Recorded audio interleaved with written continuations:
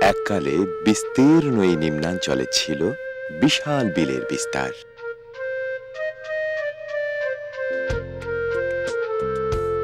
শুকিয়ে যাওয়া বিল জমিনে এসে ঠাঁই নিয়েছিল মাছ ব্যবসায়ী আর জেলেরা। স্থানীয় ভাষায় ব্যবসায়ী মানে বানিয়া আর জেলে মানে চং। বানিয়া আর চং মিলেই নাকি জনপদের নাম হয়েছে বানিয়াচং। বাংলাদেশের তো বটেই, অনেকের মতে বানিয়াচং এশিয়ারও সবচাইতে বড় গ্রাম।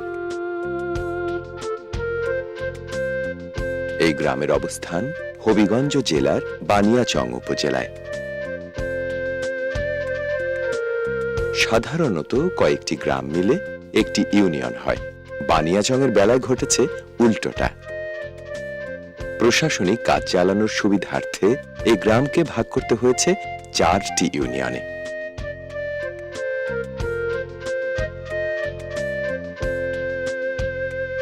শুধু আয়তনের বিশালতা নয়, জীবনের নানা রঙা ছবি এই গ্রামের বুক জুড়ে।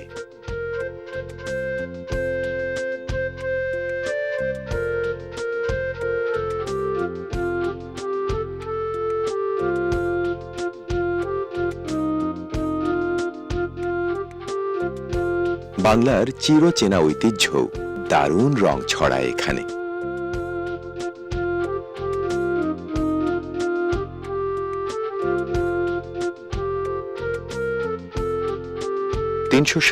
টি গ্রাম নিয়ে গড়া পুরো বানিয়াচং উপজেলায় যেখানে 2,36,000 বাসিন্দার বাস, সেখানে এই বানিয়াচং গ্রামে আছে প্রায় লাখ খানেকের মতো।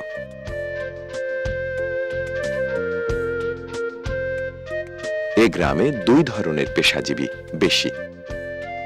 একাংশ কৃষিকাজ করে জীবিকা চালায়, অন্যাংশ মাছ ধরার আয়োজনে যুক্ত।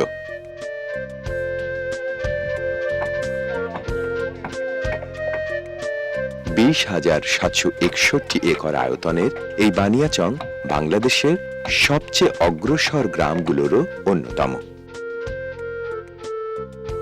109 বছরের ঐতিহ্যবাহী এল.আর. হাই স্কুল সহ 38টি শিক্ষা প্রতিষ্ঠান নিয়ে বানিয়াচং প্রায় নিরক্ষর মুক্ত এক গ্রাম।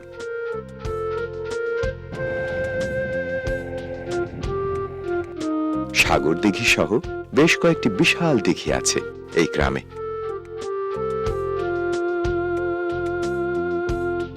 সম্পদে, সৌন্দর্যে, ঐতিহ্যে, গর্বে বৃহত্তম এই বানিয়াচং গ্রাম বাংলাদেশের অনন্য এক জনপদ।